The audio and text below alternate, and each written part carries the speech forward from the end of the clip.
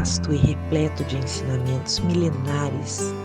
Poucos caminhos espirituais brilham com a mesma serenidade e profundidade do budismo. É uma jornada que se estende pelas margens dos rios sagrados da Índia antiga, onde um jovem príncipe renunciou à riqueza material em busca da verdade interior. Essa é a história do budismo, uma filosofia que transcendeu os séculos, tocando corações e mentes ao redor do globo. Mas o budismo não é apenas uma fé, é um convite à exploração interior, uma busca pela iluminação pessoal e pela compaixão universal. O budismo, com sua mensagem de paz interior e compaixão, continua a ser uma luz orientadora em um mundo muitas vezes tumultuado, lembrando-nos da beleza e da simplicidade encontrada na jornada do autoconhecimento. Nesta narrativa mergulharemos nas águas profundas do budismo, explorando suas origens, suas crenças e seu impacto transformador ao redor do mundo. Prepare-se para uma viagem de descoberta e inspiração, onde os ensinamentos milenares de Buda continuam a iluminar os corações da humanidade. Na origem do budismo, existem ensinamentos originais, um tributo a um homem, um mestre religioso que viveu entre os séculos 6 e 5 a.C. na antiga Índia. Este homem, Siddhartha Gautama, não é lendário, ele existiu, mas é difícil distinguir o que é histórico e o que é lendário em sua vida, porque para os budistas ele se tornou o Buda histórico, um ser que neste mundo alcançou o estado de iluminação, que o libertou do sofrimento, ignorância, desejo e de um ciclo interminável de renascimentos. Ele teria feito isso dedicado a sua vida a encontrar um caminho que culminou no Nirvana, o estado final de libertação. Ele não era realmente um profeta, alguém que teria anunciado ou revelado a verdade divina. Ele era ainda menos um Messias. Na tradição budista, ele é um guia e um modelo de que os seres humanos podem aspirar a ser, um pioneiro em um certo sentido, um explorador espiritual. Voltaremos à sua vida, mas seus ensinamentos não surgiram do nada. Eles estavam profundamente enraizados em sua intensa atividade espiritual que existia na Índia no primeiro milênio antes de Cristo. Foi um período de intensa indagação ou especulação sobre a ordem do cosmos, o autoconhecimento e o que os seres se tornavam após sua morte biológica. Para entender tudo isso, temos que olhar para o que a Índia era em termos de civilização, sociedade e crenças na época do Buda. A Índia já tinha uma longa história antes do 6º século a.C. Havia visto várias culturas e civilizações surgirem e caírem, especialmente no Vale do Hindu, onde aproximadamente na mesma época que a Mesopotâmia, as primeiras cidades e sociedades complexas haviam surgido. O Vale do Hindu está localizado a noroeste da Índia e no Paquistão. Pouco se sabe sobre como essas sociedades funcionam, suas vidas políticas e suas crenças, mas o que sabemos, ou pelo menos é uma teoria sólida, porque é respaldada por muitos elementos, arqueologia, línguas, genética, entre outros, é que até meados do 2º milênio antes de Cristo, 1000 anos antes da época do Buda, as sociedades e religiões indianas foram fortemente influenciadas pela chegada de uma onda migratória vinda da Ásia Central, a migração indo-ariana. Isso ocorreu ao longo de vários séculos, começando cerca de 4.000 anos atrás. E estes povos indo-arianos eram um grupo etnolinguístico, ou seja, eram etnicamente e culturalmente relacionados, compartilhavam normas, culturas e línguas e deixaram uma marca muito forte na Índia. As línguas faladas hoje do Paquistão e do Bangladesh, do norte da Índia ao Sri Lanka no sul, têm origem indo-arianas. Os indo-arianos aparentemente fazem parte da onda migratória indo-europeia, que se acredita ter se originado nas estepes ao norte das montanhas do Cáucaso 6 e 7 mil anos atrás, e que ao longo de muitos séculos teve uma forte influência do oeste da Europa até a Índia, incluindo toda a Europa Oriental e o Oriente Médio. A onda indo-ariana foi uma das últimas do segundo milênio a.C. e foi um movimento para o sul de pessoas do grupo linguístico indo-europeu que haviam se estabelecido e permanecido por muito tempo na Ásia Central, séculos antes de se desenrolarem para o sul. Parece que a Índia, assim como em todas as outras partes do mundo onde chegaram, essas ondas migratórias indo-europeias tiveram uma forte influência nas regiões onde se estabeleceram. Não sabemos os números exatos. É bem possível que fosse apenas uma minoria nessas novas terras onde chegaram, mas acredita-se que suas normas sociais, organizações, crenças ou talvez suas capacidades militares tivessem algo difícil de resistir, porque no norte da Índia, assim como na Europa ou na Pérsia, eles prevaleceram sobre as culturas mais antigas. No caso da Índia, é possível que os chefes indo-arianos tenham oferecido proteção às populações não arianas que vinham da agricultura, estabelecendo uma hierarquia na qual os indo-arianos se tornaram uma espécie de elite. Uma elite que fez aliança e se misturou com a antiga elite e após gerações converteu a classe dominante a sua cultura e língua, que então se difundiu para o restante da população. São todas hipóteses, mas em qualquer caso, as migrações indo-arianas remodelaram as sociedades indianas, misturaram-se com elementos locais e deram origem a novas culturas. Por exemplo, o sânscrito, a língua que também é a língua sagrada do hinduísmo e de muitos textos históricos do budismo. É uma das numerologias linguísticas indo-arianas. Serviu como língua de ligação no sul da Ásia antiga e medieval, um pouco como o latim na Europa romana e medieval. No meio do segundo milênio a.C., os novos reinos indo-arianos que surgiram na Índia, especialmente no noroeste, tinham uma cultura com novos traços. A sociedade estava organizada em castas. Havia os sacerdotes brahmanes, guerreiros e nobres, pessoas comuns e servos. Esse sistema, que coloca os indivíduos em uma casta principalmente com base em seu nascimento, tinha raízes muito antigas na Índia e apareceu no segundo milênio a.C. Foi oficialmente abolido em 1949, mas você não pode eliminar instantaneamente um fenômeno tão enraizado. Então ainda tem traços de influência na sociedade indiana moderna. As crenças religiosas e práticas que dominavam entre os povos indo-arianos baseava-se numa relação de textos chamados Vedas. Os Vedas são hoje os textos mais antigos do hinduísmo, a religião que domina na Índia em termos de números de crentes. Mas no início essa religião védica porque baseia-se em Vedas, era apenas uma das principais tradições que moldam o hinduísmo, no que ele se tornou. Ao longo dos séculos, acredita-se e ainda se acredita no hinduísmo que os Vedas eram textos revelados que não tinham autores. Suas linhas, seus versos foram ouvidos por sábios após intensas meditações durante o primeiro milênio a.C.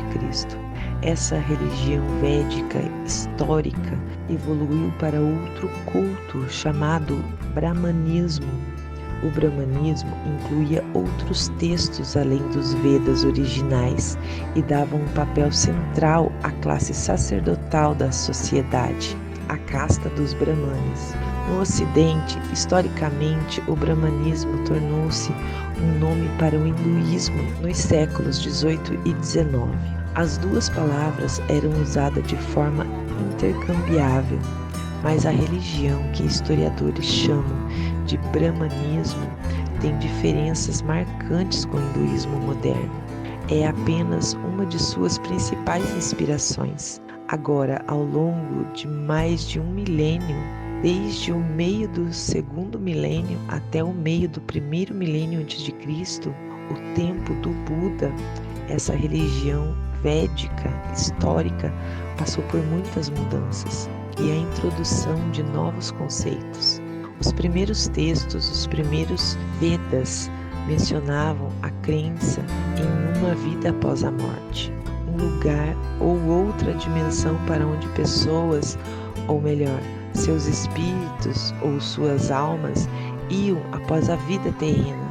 Mas com o tempo e provavelmente sob a influência de crenças locais, isso evoluiu para uma crença na doutrina do karma e do renascimento. A ideia da reencarnação.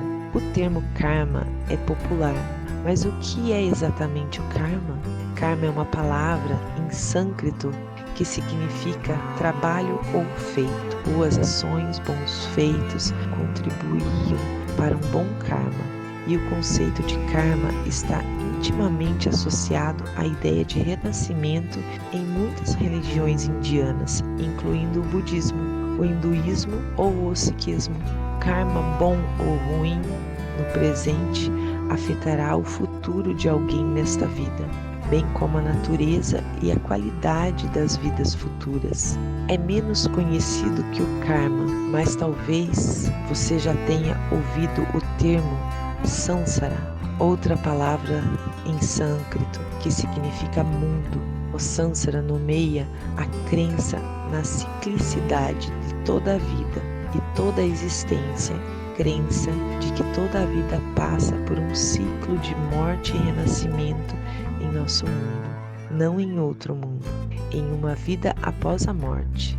Samsara, o ciclo de reencarnação, é uma crença fundamental na maioria das religiões indianas e se formou ao longo dos séculos à medida que a religião védica histórica evoluía.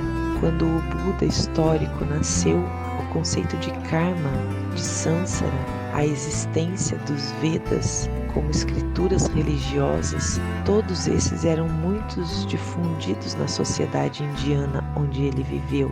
E é por isso que essa pequena perspectiva histórica foi necessária, porque esses não são conceitos nascidos com o budismo. Eles foram, ao invés disso, adotados pelo budismo, fornecendo uma espécie de mapa entre conceitos que as pessoas já conheciam.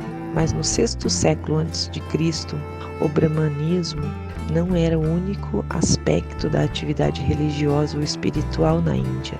Como já mencionei, havia um estado de intensa indagação e especulação sobre a espiritualidade, sobre o mundo visível e invisível, sobre o que acontecia após a morte. À margem do brahmanismo, muitos indivíduos tentam explorar ou responder a esses mistérios da existência. Muitas vezes se isolam da sociedade para meditar e refletir. Muitos praticavam o ascetismo, ou seja, o estilo de vida de abstinência voluntária dos prazeres sensuais com o propósito de buscar metas espirituais. Normalmente, os ascetas adotam um estilo de vida muito frugal, rejeitam posses materiais e pressões físicas de todos os tipos e passam muito tempo jejuando e concentrados na prática da religião ou na reflexão sobre assuntos espirituais. Muitos acreditavam que a ação de purificar o corpo e reduzir suas necessidades era uma forma de encontrar paz interior. ou uma conexão maior com o divino. A prática do ascetismo tem sido historicamente observada em muitas religiões, em muitas tradições ao redor do mundo, mas a Índia poderia ter sido o local onde ela surgiu primeiro. Pelo menos já é mencionada em alguns textos védicos, que são os textos mais antigos que falam sobre o ascetismo. Na época do Buda, a prática era disseminada na Índia. É claro que ainda era um estilo de vida marginal, mas era algo relativamente familiar e comum. E parece que havia uma crença de que controlar as funções vitais, a capacidade de se desapegar do próprio corpo, era uma forma de adquirir poderes sobrenaturais ou alcançar um estado de êxtase, de intensa felicidade. Outra prática era o yoga, mais um termo em sânscrito.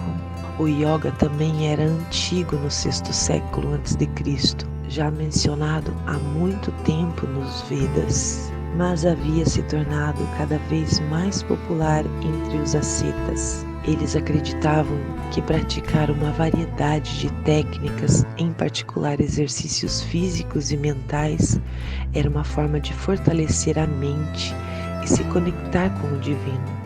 Estou contando tudo isso para ilustrar o contexto no qual o Buda histórico nasceu.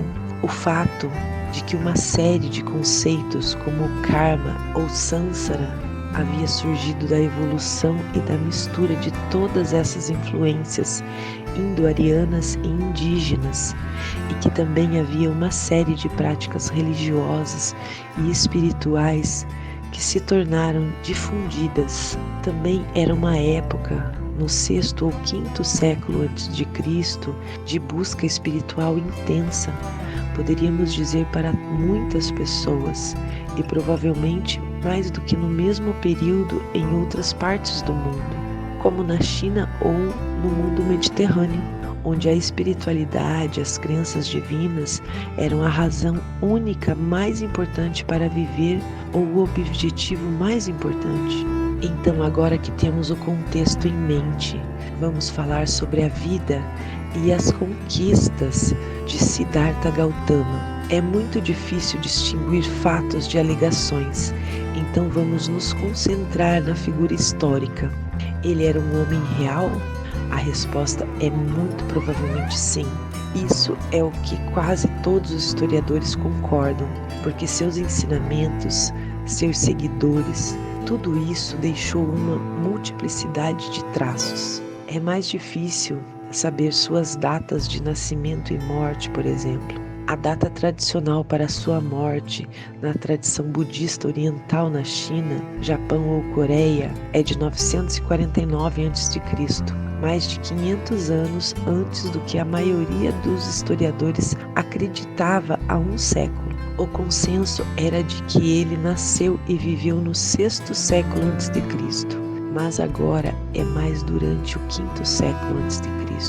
É provável que ele tenha nascido em uma família aristocrática e seu local de nascimento é tradicionalmente localizado no extremo norte da Índia, em uma antiga cidade chamada Lumbini, que estaria no moderno Nepal.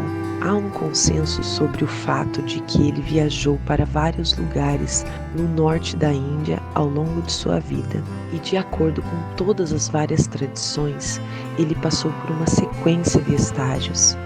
Após o nascimento, ele atingiu a maturidade, então uma fase de renúncia aos bens materiais e prazeres mundanos para iniciar uma busca que o elevou ao seu despertar, sua libertação, e depois disso um período de ensinamento que só terminou com sua morte. As datas e, em muitos casos, os lugares são difíceis de estabelecer, porque não foram escritas biografias detalhadas durante sua vida, nem nos 1 ou 2 séculos seguintes. Os antigos indianos geralmente não se preocupavam com cronologias, eles se concentravam mais em filosofia e eventos. Os registros escritos mais antigos são do meio do 3º século a.C., com referências esculpidas em pilares. Os manuscritos sobreviventes mais antigos conhecidos foram encontrados no Afeganistão e são do 1º século a.C., o que já representa cerca de uma dúzia de gerações após a sua morte. À medida que o budismo ganhava importância, várias biografias foram escritas nos primeiros séculos da nova era. Elas representam diferentes tradições e não necessariamente concordam em tudo, mas a partir dessa diferença de fontes e da pesquisa histórica, a seguinte biografia pode ser estabelecida. Após seu nascimento em Lumbini, Gautama teria passado sua infância em Kapilavastu, a cidade que poderia estar tanto no Nepal quanto na Índia, no estado moderno de Uttar Pradesh. Ambos lugares, ao mesmo tempo, pertenciam ao mesmo estado, o território dos Shakya. Ele poderia ter sido um príncipe, e tradições posteriores tendem a atribuir a ele uma origem social muito alta e o fato de que ele não precisava trabalhar. Como criança, ele tinha tanto apoio que sua origem social exata é misteriosa na tradição Shakya. Sua mãe era uma rainha, a rainha Maya, e a noite em que ela concebeu, ela teria sonhado com um elefante branco e 10 meses depois ele nasceu. Biografias antigas dizem quase nada sobre a vida do jovem Gautama, mas textos posteriores desenvolveram uma narrativa dramática sobre profecias feitas por estudiosos brahmanes que ele nasceu e por sacerdotes anunciando que o jovem Siddhartha se tornaria o primeiro Buda, ou contos sobre sua descoberta, ainda criança, do sofrimento das pessoas comuns enquanto ele vivia uma vida luxuosa e mimada. Então, um dia, quando ele era adolescente ou jovem adulto, ele escolheu renunciar a essa vida e buscar um objetivo espiritual mais elevado, tornando uma asceta. Fontes antigas não elaboram muito sobre isso, apenas descrevem que o que levou à sua renúncia foi o pensamento de que sua vida estaria sujeita à velhice, doença e morte, e que poderia haver algo melhor do que apenas esperar que isso acontecesse e tentar esquecer esse destino triste com posses materiais ou entretenimentos. Também havia a crença de que a vida doméstica era estreita, um lugar de impureza, enquanto como a vida como uma asceta, livre e ao ar livre, poderia oferecer um tipo de vida mais pura, mais livre, mais santa. Biografias lendárias acrescentam muitas anedotas sobre isso que são inverificáveis, como por exemplo, que um dia ele teria deixado seu palácio e visto o mundo exterior pela primeira vez e teria ficado chocado com seu encontro com pessoas pobres e sofredoras, realidades que ele ignorava até então, pois tinha sido protegido da realidade. Neste mundo exterior, ele encontrou uma asceta que o inspirou a se tornar um também. Outra anedota é que seus pais se opuseram a essa partida. Ele havia sido protegido dos ensinamentos religiosos porque seu pai queria que ele se tornasse um rei e não um sacerdote. Então ele fugiu no meio da noite. Em qualquer caso, todas essas narrativas levam a uma mudança drástica em sua vida e a se engajar em uma busca espiritual com diferentes experimentos. Primeiro, ele teria tentado se juntar a 2 professores diferentes de meditação, ascétia, mas mesmo que ele rapidamente se destacasse em suas técnicas, ele estava insatisfeito porque achava que essas práticas não levavam à calma, ao conhecimento ou ao despertar, mas eram apenas uma maneira de esquecer a si mesmo em vez de um meio de elevação.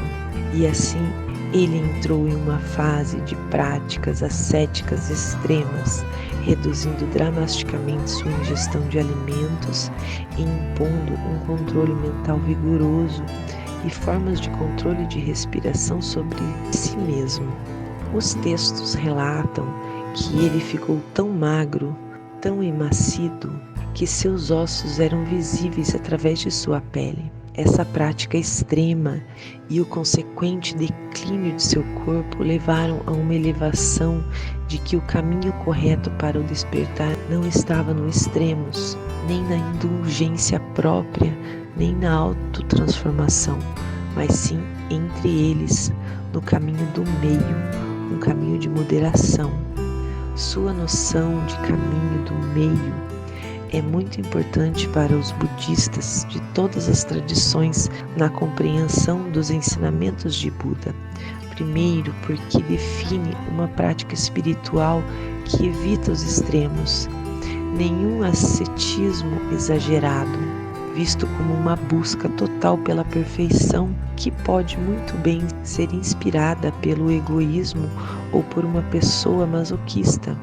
E por outro lado, nenhuma indulgência própria, nenhum apego aos prazeres físicos e sensuais que nos afasta da busca pelo despertar, mas além da prática, também é um chamado a reagir a outras questões da experiência e não cair em extremos como o absolutismo, a intolerância radical, o niilismo, o caminho do qual é o caminho que se evita essas armadilhas, esses bloqueios, é o caminho pelo qual é possível avançar em vez de ficar preso. E assim, por essa descoberta, Siddhartha Gautama teria abandonado o ascetismo extremo e reorientado sua busca. O caminho do meio foi a descoberta de um caminho, não do destino.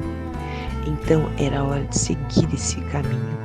Ele teria decidido sentar e meditar com a determinação de não se levantar até o completo despertar.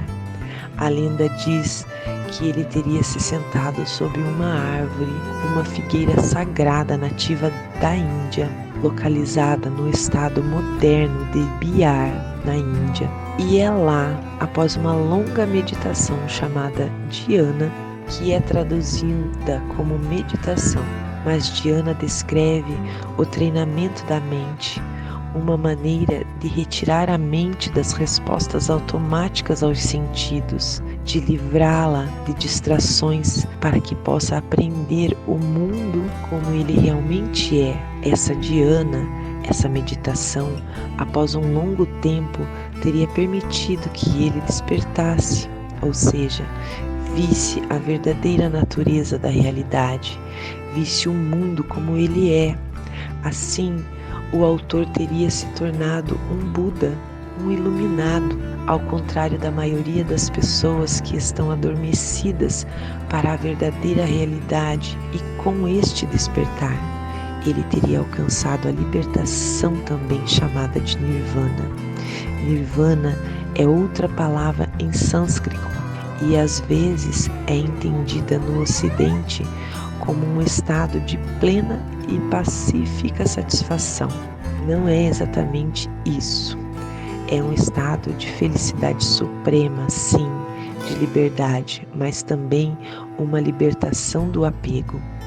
Apego a tudo, sentimentos, pessoas, posses, ego, dor. E essa libertação põe fim ao samsara, o ciclo de renascimento que nos faz voltar. Nirvana é uma saída, a única saída desta repetição eterna acompanhada de sofrimento. O conceito de Nirvana não se restringe ao budismo. Ele existe em outras religiões indianas também, incluindo o hinduísmo. Aqui novamente, tradições sobre esta estadia crucial sobre a árvore contam diferentes episódios que teria acontecido enquanto o futuro Buda meditava. É que para impedir o nirvana do Buda, um demônio chamado Mara o governava sobre os desejos e não queria que este caminho fosse revelado à humanidade. Teria tentado seduzi-lo. Ele teria enviado suas belas filhas para seduzi-lo e depois enviado exércitos de monstros para assustá-lo. O futuro Buda teria permanecido imperturbável e firmemente ancorado, o que teria permitido que ele repelisse esses ataques. Após esse despertar, o Buda viajou novamente para a planície inferior do Ganges, para o leste, ensinando e construindo uma comunidade religiosa. Seus ensinamentos incluíam o caminho do meio, este caminho entre extremos, o treinamento da mente, dhyana, e práticas de meditação como um meio de seguir sua experiência e também alcançar o estado de Buda. Mesmo que o título de Buda signifique iluminado ou desperto, só tenha aparecido alguns séculos após sua morte, um aspecto do budismo primitivo é de que Buda era crítico do sistema de castas e das práticas dos sacerdotes, a casta dos brahmanes. Como você pode ver, não há nada em seu caminho para o nirvana que dependa do nascimento, da origem social ou da adoração de quaisquer deuses específicos. Este novo momento religioso que emergiu ao redor dele era uma religião sem deuses, ou se houve deuses e entidades sobrenaturais, o caminho para o despertar é a liberdade, não dependia deles, e isso colidia com a ordem social. O budismo no século V a.C. era apenas um pequeno movimento, o que poderíamos chamar de uma contracultura espiritual no contexto da antiga Índia. Ele atraiu seguidores de diversos contextos, incluindo aristocratas e pessoas comuns, e enfatizava a responsabilidade pessoal, conduta ética e a busca da iluminação por meio da disciplina mental e meditação. Os ensinamentos do Buda, conhecido como Dharma, se espalharam gradualmente por toda a Índia e além, influenciando diversas culturas e sociedades. Em resumo, Siddhartha Gautama, por meio de sua própria jornada espiritual e despertar, tornou-se o Buda, o iluminado. Seus ensinamentos foram a base do budismo, oferecendo um caminho para a libertação do sofrimento e do ciclo de renascimento, enfatizando a moderação, a atenção plena e a transformação interior.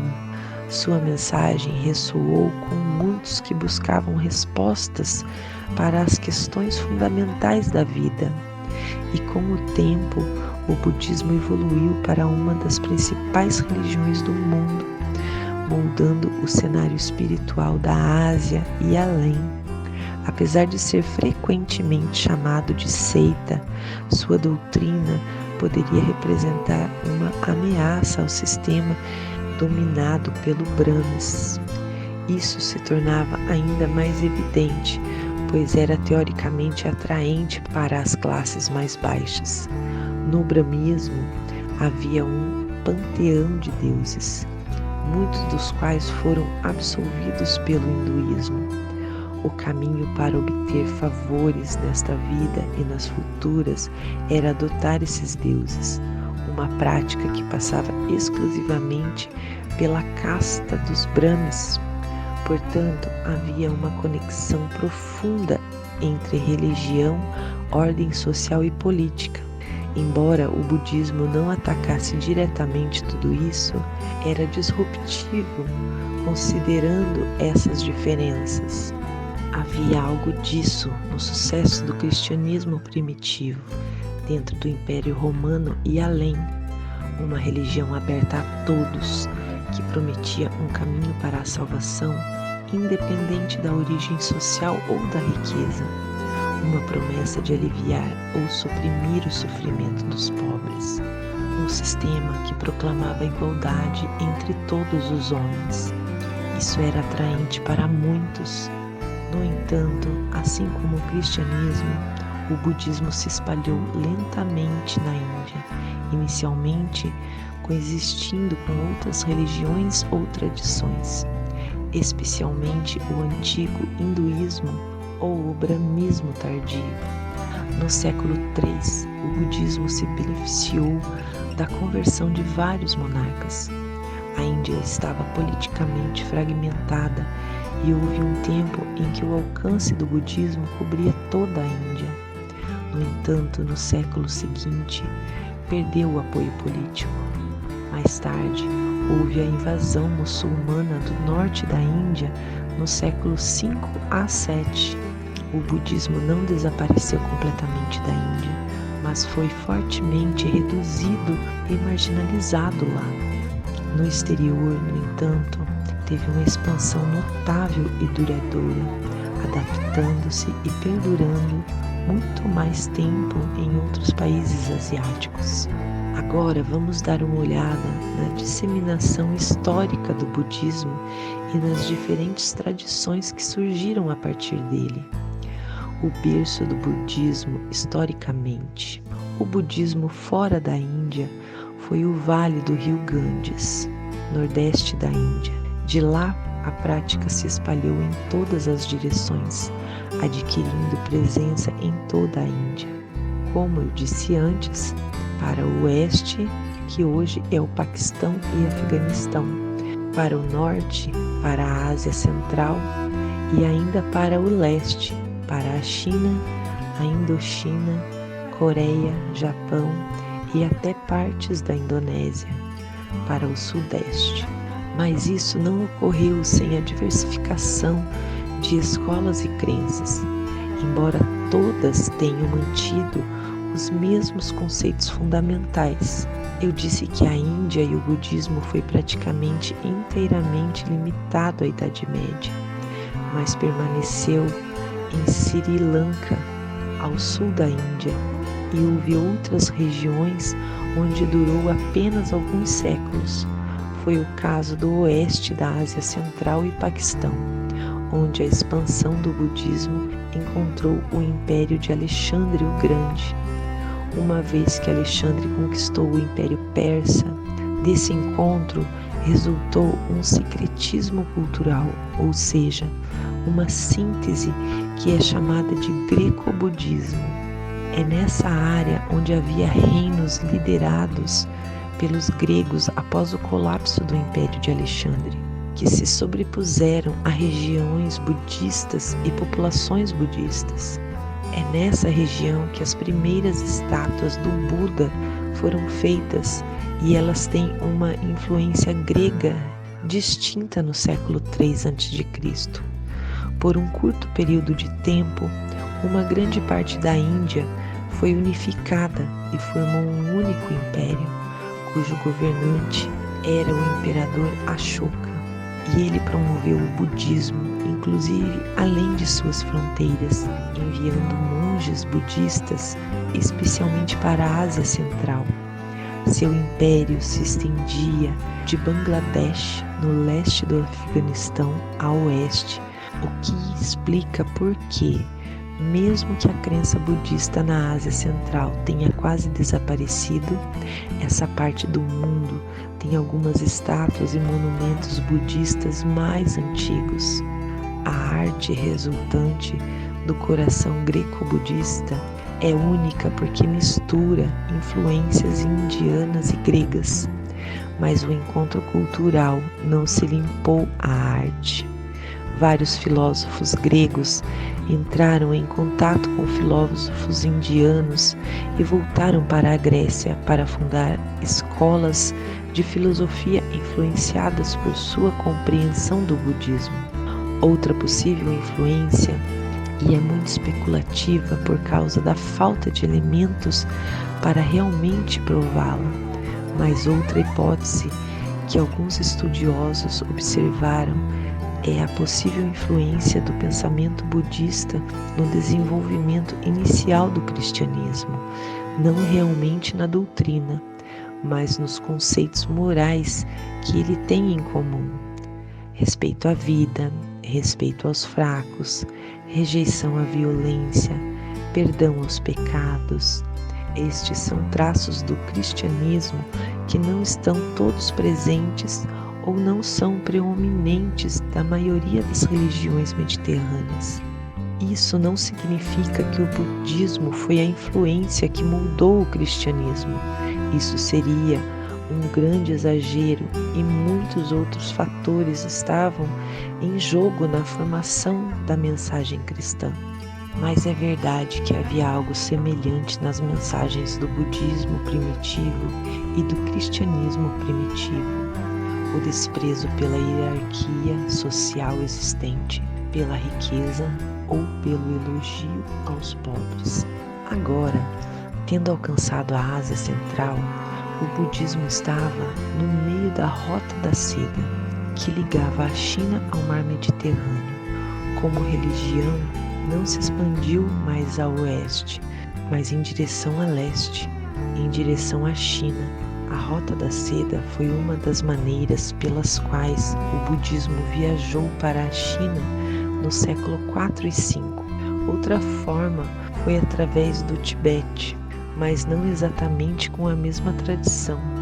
Vou te contar mais sobre o budismo tibetano em 1 minuto. Como muitas outras grandes religiões, o budismo viu várias tradições e escolas aparecerem.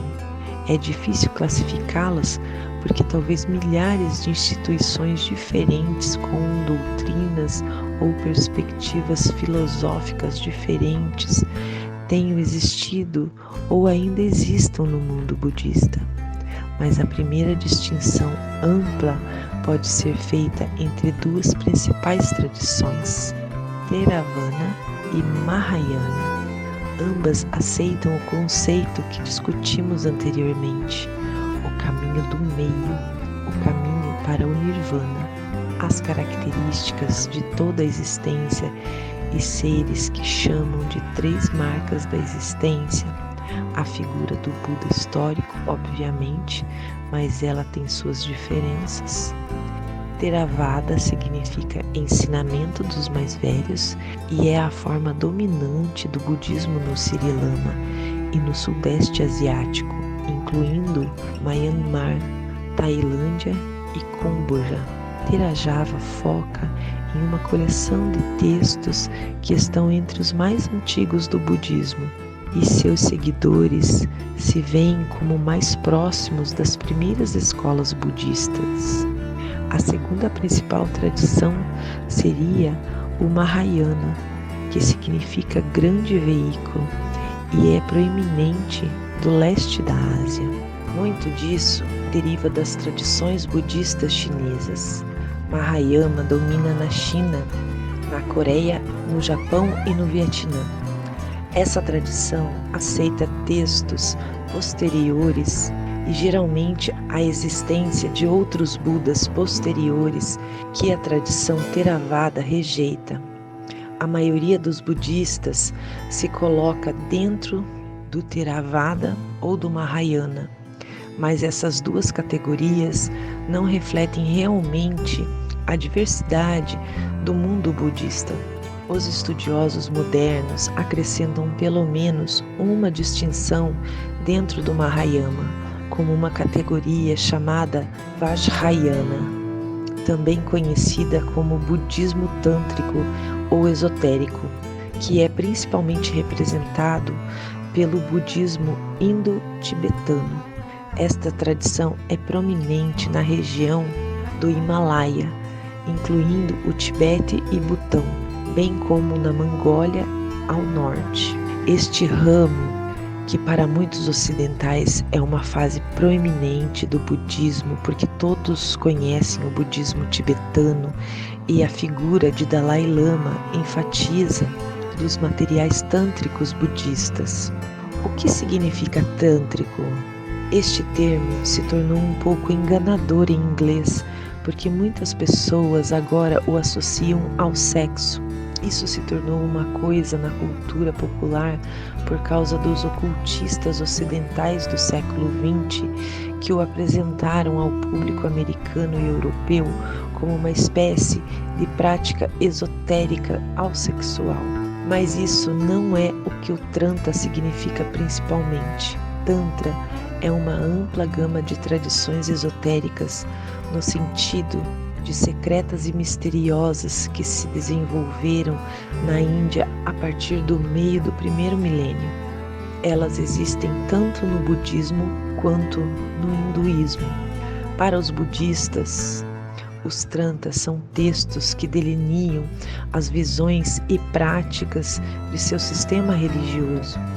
Esses textos dizem no que acreditar e quais práticas, exercícios e técnicas seguir.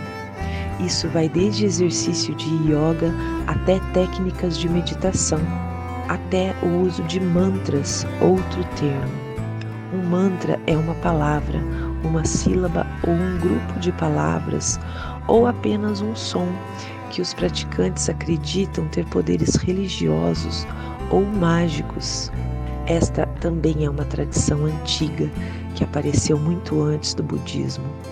Os primeiros mantras foram compostos em sânscrito védico, a língua de Vedas. Estes textos do segundo milênio antes de Cristo, Tantra e Mantra, estão meio que ligados, porque os praticantes de Tantra consideram os mantras como fórmulas sagradas que se tornam eficazes quando recitadas após uma iniciação.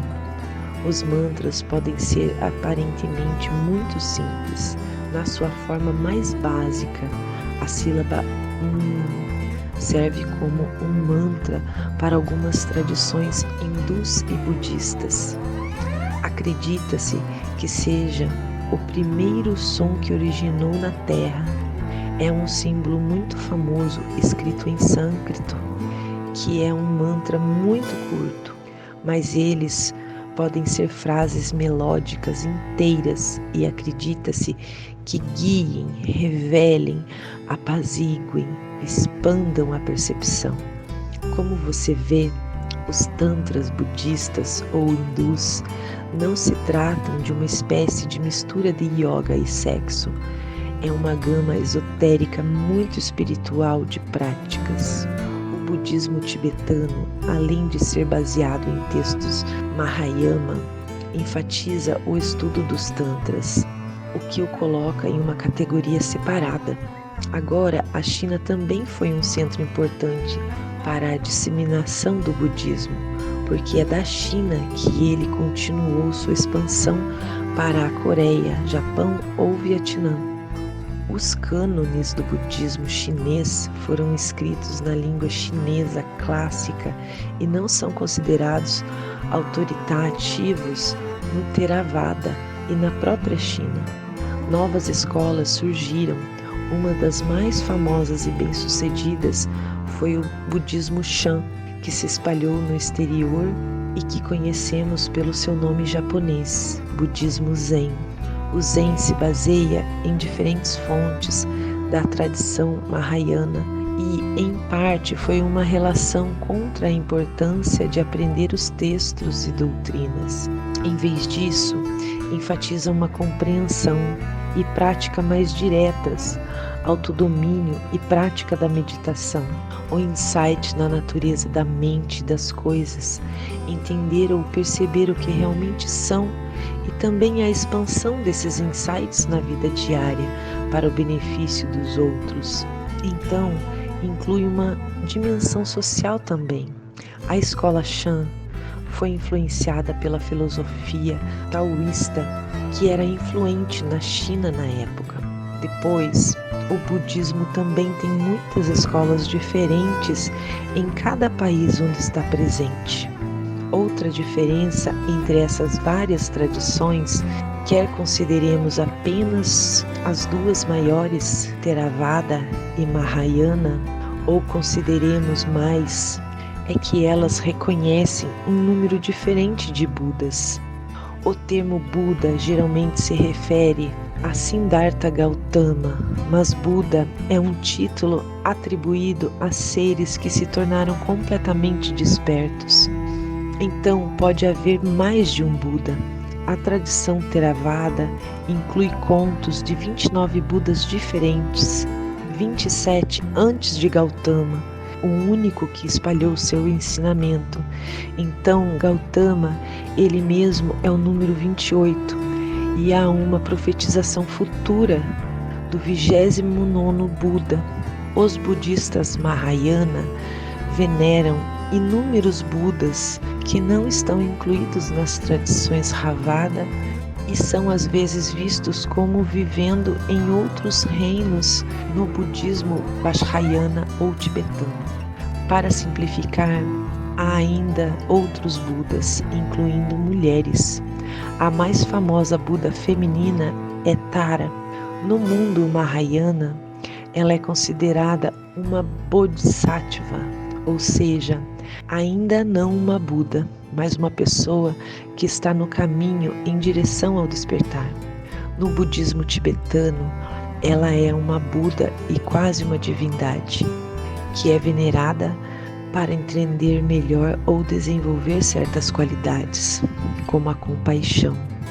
Há uma variedade de representações do Buda também, especialmente em estátuas, e todas têm significados diferentes. Para começar, talvez a menos séria, há essa representação comum de um Buda gordo e risonho, que não parece realmente representar as virtudes do autodomínio, desapego ou o caminho do meio. Essa representação é tipicamente chinesa e surgiu por volta do século X. Na verdade, não é o Buda, é um monge budista chinês chamado Budai, que era conhecido por ser bondoso, feliz, excêntrico e gordo. Ele se tornou um personagem famoso em contos folclóricos chineses. A figura era cativante e foi por isso que se espalhou da China para países budistas vizinhos, como o Japão e a Coreia. Mas ter uma estátua ou uma imagem desse Buda feliz é mais um amuleto da sorte, um objeto simpático do que um artefato religioso. As estátuas de Gautama, o Buda histórico, o mostram mais magro e há código nessas representações. A postura refere-se a diferentes estágios de sua vida e as mãos fornecem mais informações. Existem 4 posturas: reclinado, sentado, em pé e mais raramente andando. O Buda reclinado evoca o estágio final da vida terrena antes de atingir o Nirvana após a morte e ilustra essa elevação que é o estado deserto. A representação mais comum é a do Buda sentado, que representa o ensinamento ou a meditação. Às vezes, ele é muito magro, emaciado, o que alude ao período em que praticou o ascetismo extremo. O Buda em pé é uma posição de ensinamento. Ele já alcançou o Nirvana e seu rosto refletirá a alegria e a serenidade que acompanham esse estado. A posição das mãos também é significativa quando o Buda está sentado. Suas mãos podem estar unidas ou separadas, e cada uma dessas posições significa algo ou se refere a um episódio particular. Por exemplo, quando ele descansa a palma da mão esquerda em seu colo e sua mão direita aponta os dedos para baixo em direção à terra. Isso é uma referência ao momento durante sua meditação, quando foi tentado por um Mara, o demônio, e chamou a terra como testemunha. Ou quando o Buda está em pé, se ele apresenta as palmas da mão, isso é uma maneira de rejeitar conflito e desarmonia. Para concluir esta visão geral, há esta questão sobre o budismo. Que exatamente é? É uma religião, uma tradição filosófica ou espiritual, uma maneira de encarar a vida? O problema em defini-lo é que a religião é um conceito ou categoria muito ocidental historicamente.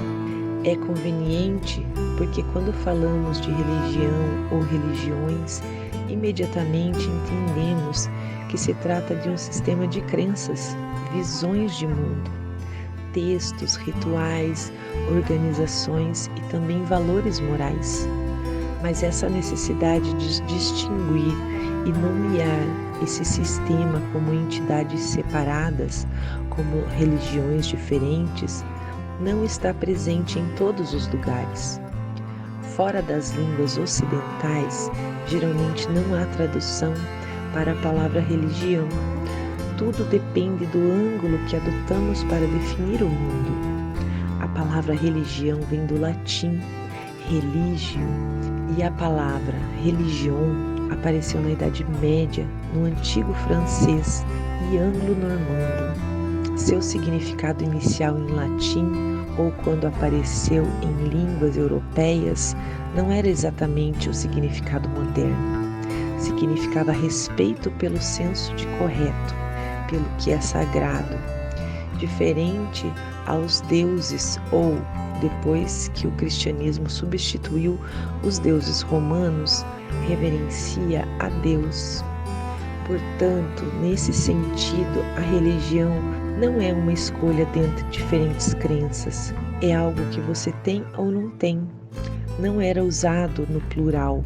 Na verdade, religiões, com um S aparecendo muito mais tarde em francês ou em inglês no século XVII, após a Reforma Protestante, porque a cristandade havia se dividido e também a exploração do mundo havia colocado os europeus em contato com múltiplas culturas estrangeiras, começando a fazer das crenças um componente entre outros, como nacionalidade ou raça, da identidade de uma pessoa. Para a maioria dos estudiosos, é uma concepção muito ocidental e moderna, que existe há apenas alguns séculos.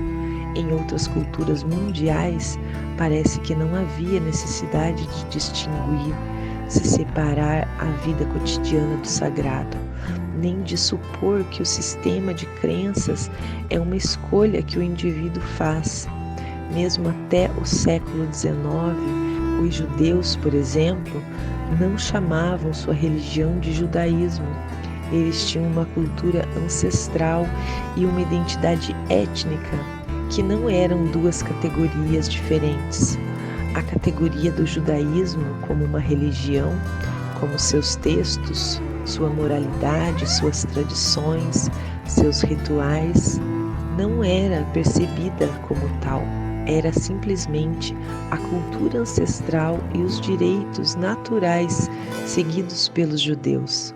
E o mesmo acontecia com muitas religiões ao redor do mundo. Elas foram definidas pela concepção ocidental, definidas em duas categorias separadas, que eram separadas dos indivíduos e mutuamente exclusivas.